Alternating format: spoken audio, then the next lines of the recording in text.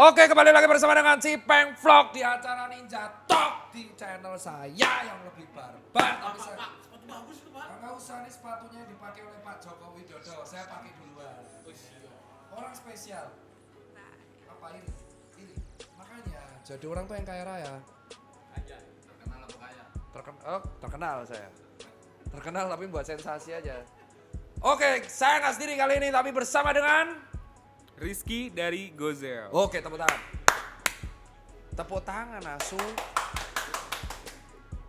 Ya, kita di sini barbar, Mas Rizky. Tapi di sini saya nggak akan bahas tentang historimu, Oke. karena sudah dibahas di banyak tempat. Kita akan bahas tentang hal beberapa yang tidak pernah dikeluarkan. Boleh? Gozel. Saya pertama kali lihat Gozel itu adalah jamnya yang mirip G-Shock. Kenapa kamu buat kayak gitu? Yang pertama, gue suka banget sama jamnya. Dan Oke. itu susah banget, Dok. Itu susah banget buat didapetin. Hah? Karena limited edition kan. Yang mana? Oh, yang parah. Ya, G-Shock X Para itu. Oke, terus? Itu susah didapetin. Akhirnya harganya waktu itu masih murah, Dok. Sekitar 1.300.000. Itu tahun berapa? Itu tahun 2014. Oke. Gue masih ingat 2014. Gua waktu itu penghasilan belum banyak. Akhirnya gue bikin. Gue nggak bisa dapat nih, 1 jam. Emang jamnya murah tapi susah didapat. Akhirnya gue bikin nih, Dok. Tahun berapa itu? Kamu 2014, bikin tahun? 2014, 2015an. Gue bikin yang part pertama. Gue bikin 2 kali. Nah, ternyata jam itu sama perasaan orang pun ingin memiliki, tapi mahal. Orang-orang Indonesia tuh ingin memiliki jam G-Shock X Para itu mahal dan susah dapatnya. Akhirnya gue bikin sekitar 3 hari langsung sold out. Itu 2014 pas brand gue belum besar banget. Harga berapa itu? Murah sih, Dok, cuman sekitar 300 ribuan. Jadi kamu segmennya kamu turunin yang mirip para, amati, tiru, murahkan. Betul, ATM murahkan. Bajila. Terus laku. Laku banget, Dok. Bukankah itu salah satu kategori penjiplakan kalau menurut saya atau menurut netizen? Netizen banyak ngejar. Rata-rata anak culture, jiplak nih, brand apa nih kampungan, jiplak, amati, tiru, opo. Amati, tiru, mentok. Kamu gimana nanggepinya? Biasa aja sih, Dok, karena menurut gua nih di dunia ini udah nggak ada yang original lagi. Kayak bener-bener ya basic lah, kayak misalkan Supreme logo boxnya itu sebenarnya kan karya seni orang kan. Dan banyak kok Supreme yang lain yang sekarang pun dirilis itu masih. Jadi menurutmu sah-sah aja kalau kita terinspirasi dari orang, warnanya sama, why not gitu? Iya, karena Diubah. warna kan nggak bisa dihak cipta juga kan. Berarti beda tipis-tipis ya apa? Beda tipis nggak masalah. Terus kedua, terus itu jamnya kamu beli dari mana? Apa buat sendiri itu jamnya? Kok bisa mirip banget sama Nah, brand gede itu? yang pertama itu jamnya dibuat di Indonesia, Dok. Hah? Dibuat di Indonesia. Lu kaget kan? Sebenarnya itu jam kualitasnya jelek. Jujur gue itu jam kualitas jelek. Karena gue memaksakan nih, gue pengen banget jam ini tapi gue nggak bisa bikinnya. Tolong dong, siapa yang bisa bikin? Ayo bikin bareng gue. Akhirnya ada sebuah vendor. Ya udah deh, gue sanggupin. Lu tahu, Dok, gimana cara bikinnya? Gimana? Itu awalnya hitam semua, Dok. Besoknya hitam semua. Beli cat biru, bikin cat yang pentun itu sama, birunya sama, dicelupin lah si case-nya satu. Strapnya di apa? Di pilok. Akhirnya jadilah itu. Tapi habis, Dok. Dengan kualitas yang biasa aja. Amati, tiru, murahkan, plus tipu. Terus yang kedua, part 2 kamu gimana buatnya? Nah, ini nih, Dok. Part 2 ini gua produksi gede-gedean tapi di Cina. Berapa piece? 4.000 Kamu beli dari Cina? produksi di sana. Buset, gimana caranya? Ceritanya kok bisa? Cerita apa nih? Cerita kamu cari supplier. Oke. Kenapa kamu sampai kepikiran situ tuh tahun berapa coba? Gua tahu cara produksi di Cina. Mas Geske diem dong Mas Uco. Ini orang lagi bicara. Bilang siap salah. Siap, salah. Ah gitu dong. Gua tahu produksi di Cina dari tahun 2016-an. Tapi sayangnya duit gue belum banyak dulu. Jadi gue nggak bisa. Lu, Dok, kalau misalkan lu mau produksi di Cina, minimal produksi itu kadang ada 1.000, 2.000, bea cukai mahal, ongkir mahal. Nah, alhamdulillah sekarang gue udah mampu buat melakukan import itu. Akhirnya gue kontak lagi tuh, gue udah punya duit nih, gue pengen dong bikin kayak gini. Akhirnya dia bikin, gue beli sampel sekitar 4 juta dok, untuk 1 jam. Gue beli sampel 4 juta, akhirnya kemarin dikirim. Sebenarnya gue bawa sih di mobil jamnya, tapi nggak dibawa ke atas, dan kualitasnya keren banget dok. Jadi belum jadi nih. Sekarang belum jadi, baru sampel doang, baru sampling. Ini yang part 2 ini baru sampling. Iya, baru sampling. Kau mau jual 4.000 piece. Iya. Harga berapa? Lu tahu dok, berapa mau gue jual? Berapa? 150.000. Modiar. Modar tuh yang punya G-Shock parah dijual semua itu habis ini. Tapi pinternya gini, para strap atasnya warna merah. Ya, Gue balik, gue strap atasnya yang pink, strap bawahnya yang merah. Biar gak parah banget. amati, tiru, modifikasi, murahkan. ATM kuadrat. Terus yang kedua, ini keren berarti ya.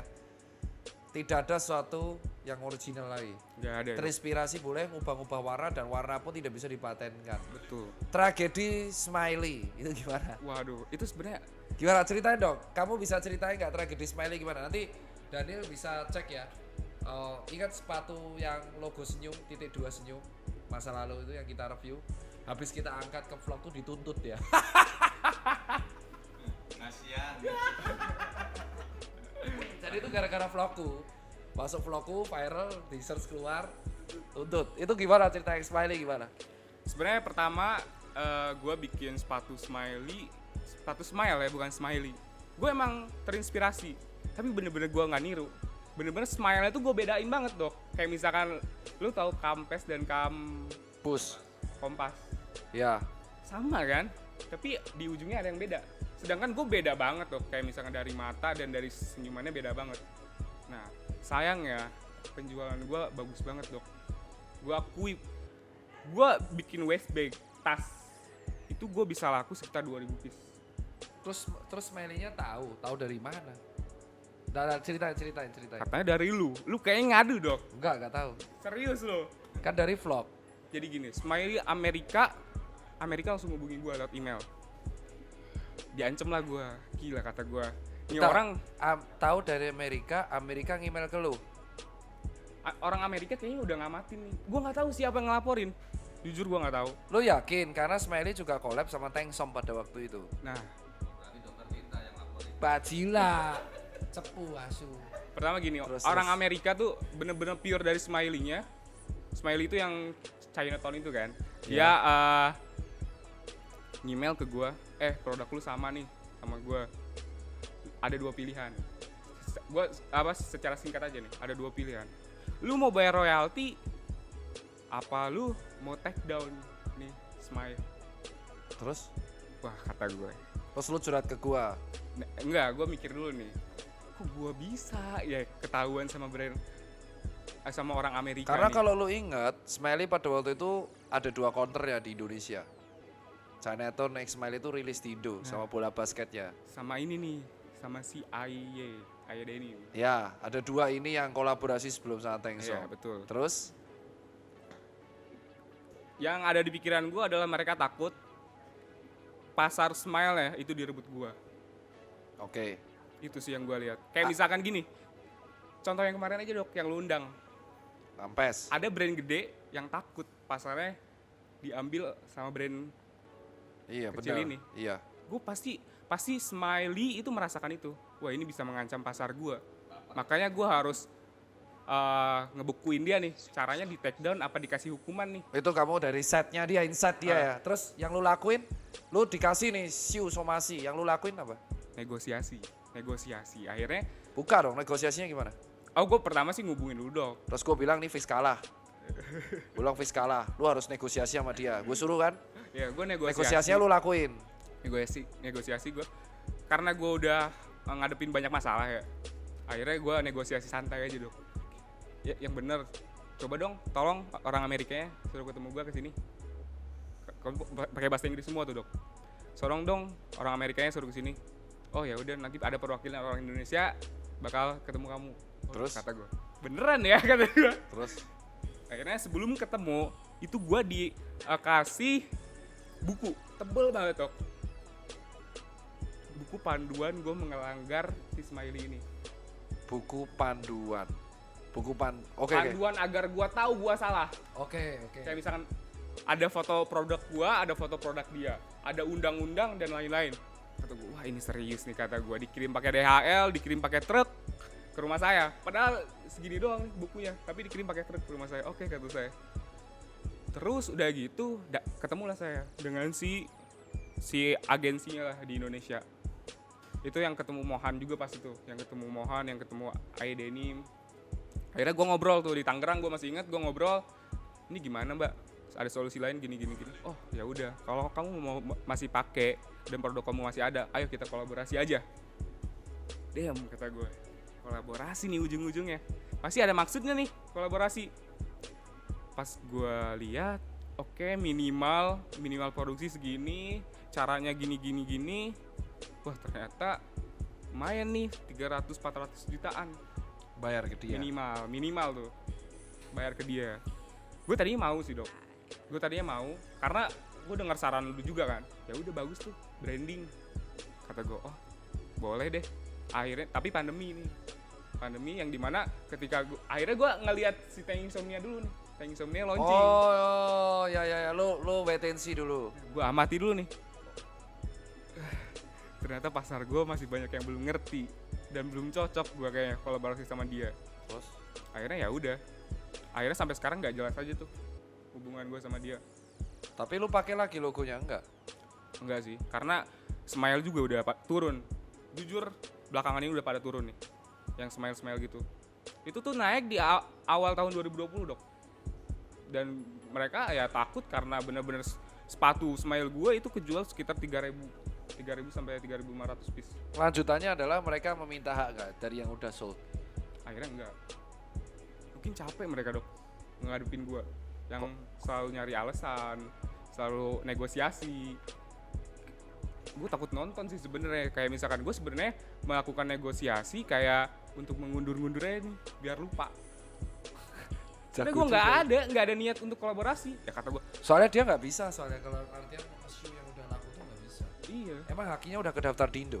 Udah, sayangnya udah. Makanya gue Oh takut. pinter ya? Pinter ya udah kedaftar. Tadi nggak lu lanjutin? Enggak. Tapi kalau setelah pandemi dia nawarin kolaborasi lagi? Kayaknya enggak deh Dok. Mending gue kolaborasi sama lu gak sih? Iya bener juga sih. Terus akhirnya lo memilih untuk men-take down. Jadi lo memilih yang kedua dong sekarang. Iya, karena menurut gue masih banyak lah desain yang lebih bagus daripada Jadi ini. pilihannya dua kan, take down atau bayar royalty. Iya. Terus akhirnya lo pilih yang awal mula kan mau yang royalty nih lewat kolaborasi. Ah. Sekarang karena pandemi lo pilih take down. Take down aja. Karena banyak yang bagus loh, produk nggak usah Smile juga bagus kok.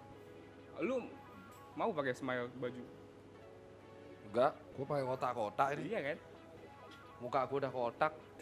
Terus yang ketiga sih, Gozelle itu sempet kemarin ya gue akuin sih buat kisru di beberapa culture karena lu dianggap brand knock off. Iya. Rata-rata yang bilang adalah anak-anak ya emang cenderung streetwear banget lah di culture tersebut. Apa sih definisi knock off menurut lu? Knock off ya. Susah kan pertanyaan di vlog gua, mampus lu. Maksudnya gimana tuh Dok? Maksud lu Knock off brand itu adalah kayak gini, lu knock off dan rip off brand itu adalah lu ada desain yang bagus, lu ubah dikit, terus lu kenapa gue yang jelasin anjing, kenapa ditanya balik? Tai juga nih orang. Jadi gini deh, rip off itu pertanyaan diganti berarti. Rip off itu adalah kayak mirip dari luar hype, terus lu ubah dikit. Iya. Tidak bisa disebut sebagai bootleg ataupun parodi. Karena dia emang bener-bener mirip dan dibrandkan di atas lu. Apakah lu sadar lu rip off brand atau lu membantah hal itu? Rip off brand. Jadi lu terinspirasi luar, lu ubah-ubah dikit, terus akhirnya lu jual dengan harga lebih murah. ATM lah kalau orang bilang, amati tiru murahkan. Tapi sah apa nggak sih menurut lu? Dan kalau sah kenapa? Kalau nggak ngerasa ya udah kenapa, jelasin. Gini, lu pasti tahu karena gue pernah bikin sepatu yang kayak Nike apa sih yang warna-warni itu Dok? Yang kata gue nih Dok bagus nih Dok, yang warna merah biru Nike apa ya? Lupa. Lupa gua anjir. Undercover ya apa Undefeated ya? Oh ya Sacai. Sacai ya benar. Nike Sacai, gue bikin Nike Sacai tapi versi murah. Ya benar. Bener kan? Benar. Ingat. Menurut lo dengan harga yang segitu apa marketnya sama Nike Sacai? Beda. Beda. Itu salah. Pinter ya dia. Dia jadi memainkan harga di market tersebut ya. Iyalah, karena gini loh, Dok.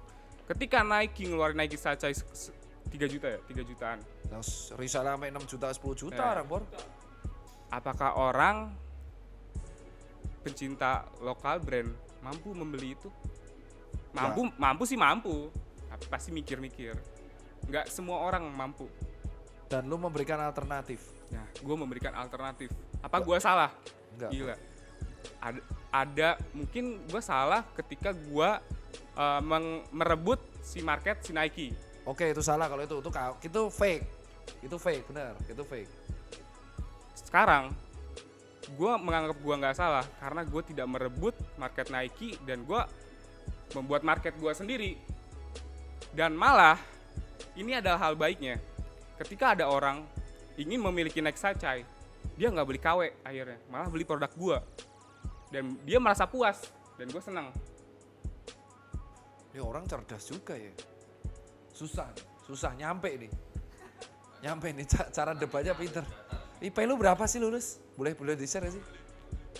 Semester 1 IP gue paling gede yuk, di Berapa? kampus 3,8. Lulus Tapi lulus kecil, Berapa? karena gue main terus semester 3,46 lah.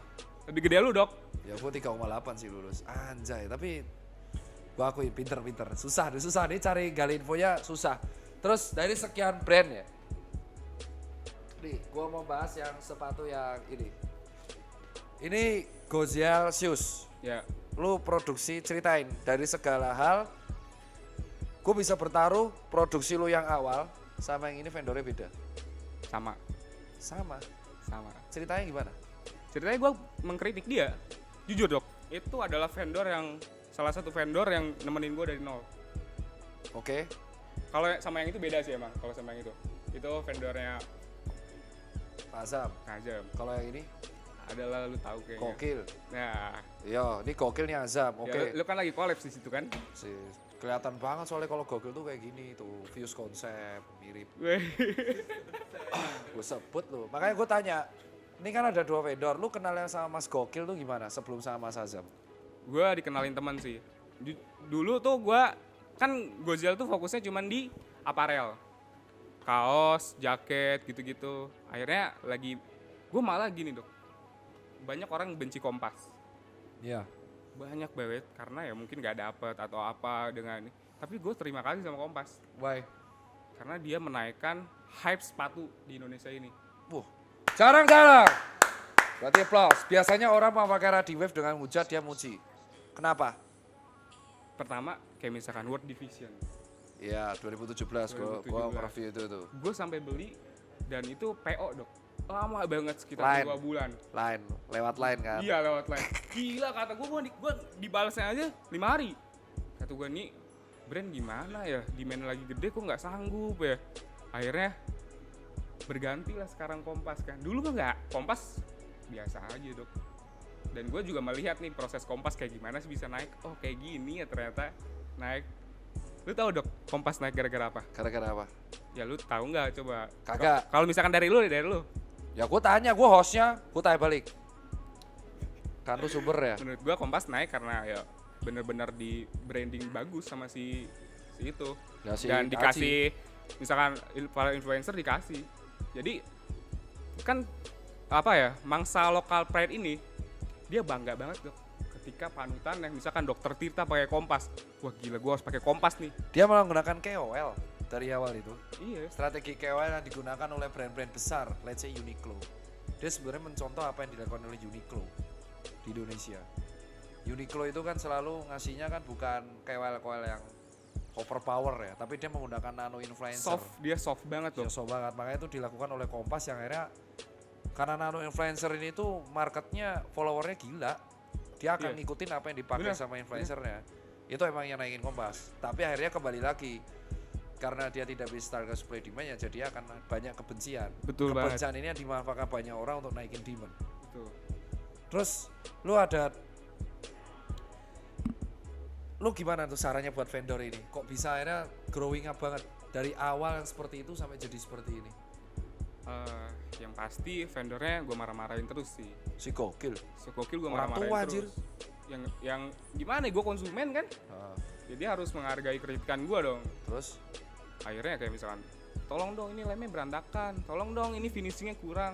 Akhirnya belakangan ini nih, ketika gue kenal Mas Ajam, gue kayak tolong dong kalau lu mau gue produksi di sini, tolong lu perbaiki dulu semuanya, baru gue produksi lagi. Akhirnya dia perbaiki, oke deh, lu pantas. Dan gue juga masih ada jasa lah, dia setidaknya saat menemani gue saat nol dong. Nolnya itu dalam hal sepatu. sampai sekarang. Jadi lu gak akan pernah ninggalin vendor gokil ini? Nggak tahu sih. Kalau misalkan ada yang lebih bagus dan lebih murah, Why kenapa not? enggak? Soalnya setahu gue yang paling bigger dari gokil itu adalah insolnya. Dulu gak kayak gini soalnya. Iya. Panzer. Gue gak tahu definisi panzer di insol ini apaan. Terus yang berikutnya sama Getske. Dari sekian banyak orang lu kenal Getske gimana ceritanya? Kenal Getske karena gue satu daerah. Alasan klasik. Gue pernah ini seminar bareng sama dia. Terus akhirnya ngobrol-ngobrol, gue diajak ke pabrik. Terus gue lihat, wah anjir, ini orang kok bisa jual harga sepatu 200.000, ini orang kok bisa jual harga 150.000. Wah, kalau gue jualan kayak gini sudah rugi, gue pasti. Gue cari tahu lah, ini orang siapa sih? Mas, main ke pabrik ya? Ya udah main, gue akhirnya main. Pas udah seminar tuh, gue main bareng. Oh ternyata ada orang hebat nih di Serang. Itu gara-gara ini ya? Berarti gara-gara seminar? Seminar, gue jadi ngisi seminar gitu sama dia. Dan akhirnya tahun berapa? Itu tahun 2018. Oh berarti kamu cek pabriknya baru 19 ya? 2019, gue baru banget baru Dan akhirnya collabnya baru 2020. 2020. Dan setelah lu jual harga 200, kenapa lu akhirnya ngikut Getske di angka 200 harganya? Seperti apa yang tadi gue bilang dok, kalau misalkan gue kolaborasi sama orang, pasti gue yang ikut orang. Oh, lu ngikut si Getske-nya. Gue ikut Mesin Getske. desain Getske bareng sih kalau misalkan develop desain. dan akhirnya lu bakal ngelanjutin kolaborasi ini enggak? Karena ini kan udah 500 piece sold katanya. Yang 500 yang itu volume 2, mau gue rilis nanti. Buset, rilis lagi kayak gini 200 lagi. Seribuan kayaknya. Buset, sakit juga, Cuk. Kalau 1000 berarti ya 200 juta dong. Lumayan lah. Makasih udah diiklanin. Ya makasih, nanti kita rilis loh. Sialan. Pantes Bulan saya depan gua. mungkin. Jadi iklan. Terus sekarang kalau lo udah tahu ada Gozial Shoes, ada Gozial Footwear, ada Gozial Watch, ada Gozial Apparel. Lu bingung kan dok? Bingung gua. Jujur gue juga sama. Hah? Tadinya. Akhirnya gue tahu nih apa marketing gue. Apa? Gue melihat bioskop. Oke, bioskop, Daya tariknya adalah film. film. Keuntungan paling besar ya dari makanan. Iya benar. Gozel. Daya tariknya sepatu. Keuntungan paling besar adalah aparel. Pinter ya. Susah bro kalau ngomong yang emang ada backgroundnya pinter ini. Jadi pada dasarnya lu melakukan tambal sulam kan. Jadi sebenarnya dalam satu rilisan lara tariknya tetap ini. Betul banget dok. Terus nariknya untungnya yang lebih lain. besar ya clothing. Dan kalau rilis, jadwal rilis itu tuh gimana? Apakah per minggu, per lu pingin, per kamu pingin atau emang per SSFW, Enggak. musim kemarau, musim hujan? Per gue bikin aja dok. Kayak misalkan gue ada ide sepatu ini, oh rilisnya kayak gini. Gue selalu memikirkan rilis dok. Kenapa gue bisa sukses ketika rilis? Karena gue selalu ada strategi khusus ketika rilis. Ini sepatu belum rilis nih dok. Ini sepatu bakal dirilis di 10.10 itu harga cuma 250.000. Itu hanya satu hari doang. Tapi sisanya itu harganya 420.000. Loh, biasanya orang rilis tuh mahal mas, kenapa di diskon? Karena lu gini, rilis. Pertama, gue ingin dapetin rating. Rating itu penting banget dok. Rating antara mulut ke mulut, rating di marketplace, rating di semuanya lah itu sangat penting. Gimana caranya dapetin rating? Adalah dengan memberi produk itu kepada konsumen. Gimana rating lu mau tinggi kalau misalkan harga lu tinggi dan gak ada yang beli? Gak bisa. Lu naikin rating lu dulu dengan harga misalkan 250.000 satu hari. Nanti 10 hari itu dengan harga 420.000 lu bakal laku produk lu. Lu strateginya paling unik ya. Biasanya orang lain value ya, tapi lu rating ya. Tapi emang bener sih rating di e-commerce emang kayak gitu. Rating itu value sebenarnya. Ini kayak gua ngerasa diceramain bisnis anjir. Anjing, gua dikuliahin. Terus berarti kalau clothing kan biasanya pakai SSFW. Lu juga buatnya sesuai keinginan lu aja. Sesuai tren sih sebenarnya. Berarti lu ngakui lu ngikutin tren. Sangat dok, ketika lu bergerak di bidang fashion gak ngikutin tren, mati udah. Berarti tergantung Karena lu. fashion adalah tren, Fashion adalah tren. betul. Keren ya, fashion adalah tren. Ini quote lagi nih. Fashion adalah tren. Susah gua mau tanya apa lagi dijawab semua anjir. Ayo dong, tanya dong. Bangsat. Kalau Ray kan papo-papo. Seneng gua. Lu ada sekarang gini deh. Karena lu membuat sesuatu berdasarkan tren. Yang terakhir gua tanya, lu ada target per bulan harus produksi berapa ribu piece dan sold berapa ribu piece? Target nggak ada. Gue sama sekali dalam bisnis nggak ada target dok. Duh. Karena gue tahu ketika gue target, gue berarti punya harapan. Ketika harapan itu nggak tercapai, gue bakal kecewa. Lah terus Ketika kecewa, gue males. Gue males untuk bisnis lagi ketika gue kecewa. Lah terus gimana kamu? Gue jalanin aja dok. Gue jalani dengan sepenuh hati karena fashion ini adalah passion gue. Ini adalah hobi gue. Gue jalani dengan sepenuh hati. Gue jalani dengan maksimal. Ya udah. Gue nggak berharap kayak misalkan, oh bulan ini harus 1 miliar ya. Enggak deh. Nggak usah. Karena ketika misalkan bulan ini 1 miliar, terus dapatnya cuma 700 juta, yang pertama gue nggak bersyukur, yang kedua gue kecewa dengan pencapaian gue, yang padahal 700 juta itu udah gede banget, apalagi buat orang-orang lain gitu. Oh berarti lu, terus desain lu berarti kalau misalkan bulan ini nggak produksi ya nggak apa-apa? Nggak masalah dok. Wah gila lu. Susah. Seidealis itu lu ya. Bokap ngizinin nggak lu bisnis? Bokap sebenarnya bokap ngizinin aja karena bokap bisnis. Tapi nih dok, bokap tuh nggak pernah tahu penghasilan gue berapa. Bohong lu, kenapa? Kenapa nggak pernah ngasih tahu bokap? Karena gue pengen tetap dianggap biasa aja gitu sama orang tua. Jadi posisi yang lu pengenin ke depannya apa buat Gozil? Lu beli aset, lu beli apa, lu mau ngapain? Apa yang lu pengen lagi? Kayaknya udah jalan juga. Ya lu inginin apa? Jujur nih dok, kalau untuk keinginan gue nggak ada dok. Gini loh, salahnya gue nggak punya hobi. Kan lu misalkan hobi motor, hobi mobil, lu bisa pakai duit lu beli motor, beli mobil. Kalau gue kayak, gue kadang bingung pakai duit buat Jadi apa. lu kumpulin aja buat aset, suatu saat beli rumah atau apa, kantor. Lu gak pengen kayak Mohan itu buat kantor gede 8M? Gue pengen kalau misalkan bikin kantor kayak gini loh, gue lebih pengen kayak ngebahagiain orang. Kayak misalkan gue bikin kantor yang gede, berarti gue ngebahagiain Pegawai. Itu. Begitu. Gue kadang Kenapa nggak buat relawan atau donasi aja gitu? Karena Aksi kadang- LSM. karena kadang nggak jelas dok uangnya kalau dipakai ke situ. Oh gitu. Harus jelas pokoknya. Harus jelas. Pusing gue ngomong sama orang manajemen keuangan. Gue yang panas jadi otaknya aja. Tapi menurut tuh dok, kaya sama enggak. Gue mau nanya aja nih, kan lu sekarang udah terkenal nih dok. Gue tahu banget dok lu dari, gue pernah nitip sepatu dok ke lu.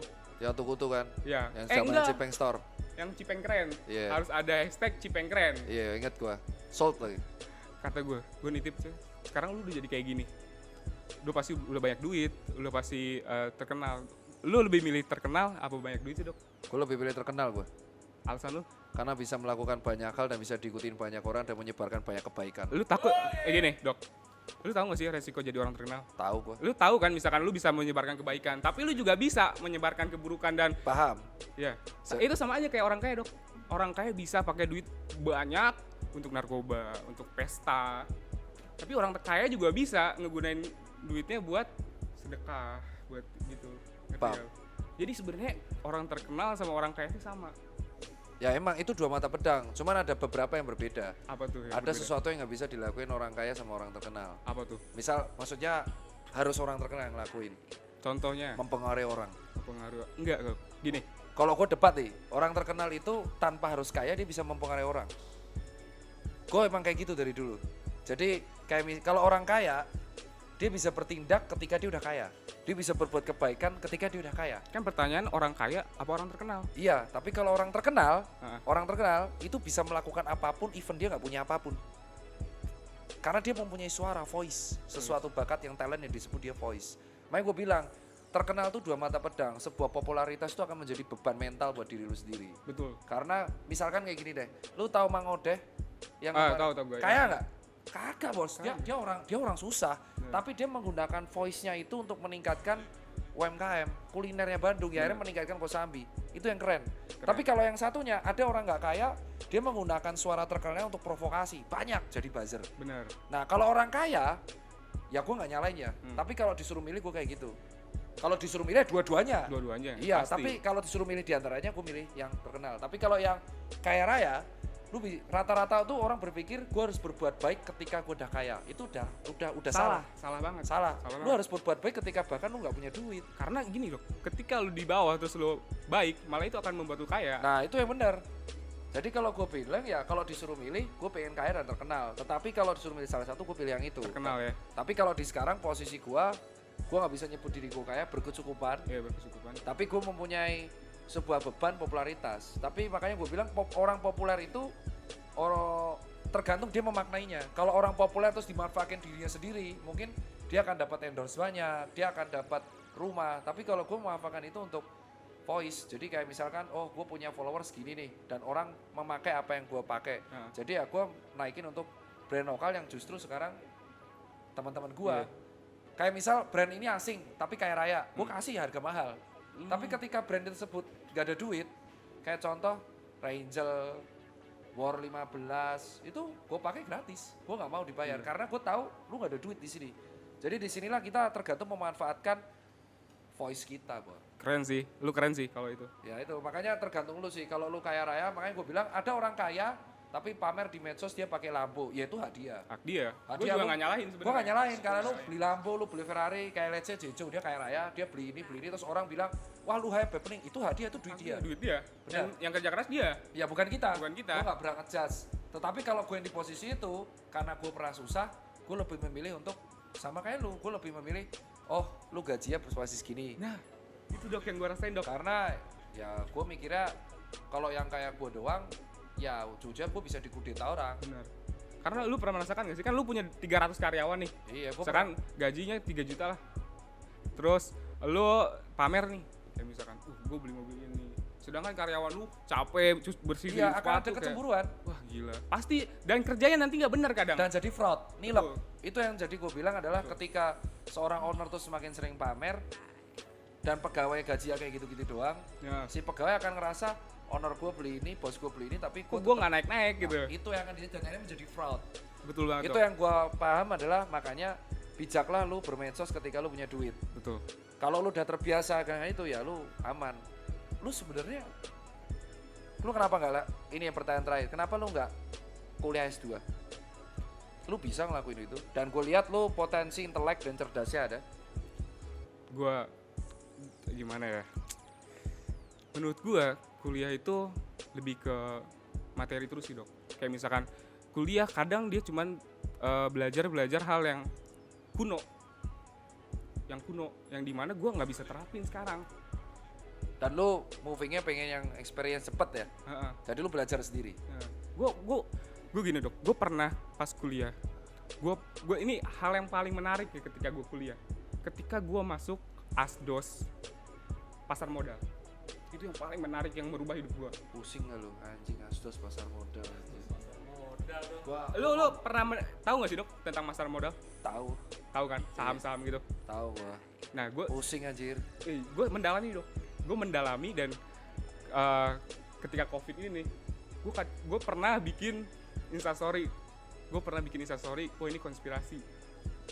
Tapi gue ini itu doang ya, ini konspirasi kenapa?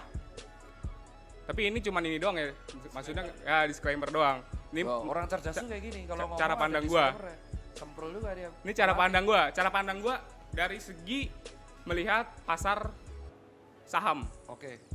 Jadi gini dok, di luar negeri itu ada si Bill Gates ngelepas saham semuanya itu ke orang, jual sahamnya. Tanggal berapa? Itu sebelum covid, Ya. sebelum Maret. Ketika itu sahamnya turun. Misalkan lu beli saham, dia jual saham 5.000 rupiah misalkan. Terus udah gitu pas covid sahamnya turun 2.000. Akhirnya 2000 itu yang tahu tentang COVID pasti akan beli. Dan dia stabil lagi di 4000. Jadi ketika misalkan lu punya duit 2 miliar tanggal 2 Maret itu 2 miliar seminggu itu udah bisa jadi 4 miliar. Itu terjadi ternyata di Indonesia, di Unilever, di Indofood, semua terjadi. Gila kata gue ini. Wah, gue kadang ngerasa kayak wah COVID ternyata banyak orang miskin baru, banyak orang kaya baru. Atau yang tahu skemanya akan menjadi orang paling kaya. Karena harta lu, Dok, dalam sebulan itu naik 4 kali lipat. Kalau misalkan lu punya 1 triliun, itu bisa jadi 4 triliun dalam 1 bulan. Ya karena emang di COVID itu lu bisa membeli aset dengan harga semurah-murahnya, bro. Betul. Dan itu nggak hanya saham kalau gue pikir. Lu bisa beli banyak orang pilot, perusahaan pilot, aset properti yang di... Tapi anehnya, Dok, sebulan naik. Kalau misalkan lu beli properti sekarang sampai sekarang pun belum naik kan. Dan saham ya ini. Jadi lu sekarang memandang COVID konspirasi dari segi saham. Iya. Anjing, otakku panas, Cuk, ngomong sama orang modal, Cuk. Rambutnya udah berantakan. Rambutnya udah kacau. Sampai mata. Gua di sini bahas sepatu ya, guys. Tapi gua diceramain soal saham yang gua jujur nggak ngerti. Lu harus ngerti, Dok. Karena gini, Ya ngerti sih, tapi gue mencoba menghindari angka-angka, bro. Karena dalam waktu 7 bulan ini gue muak banget dengan angka dan data. Lu lihat ada angka kematian, angka sembuhan, terus lu pikir, Dok, lu harus belajar saham di kala COVID, muak lu. enggak lah.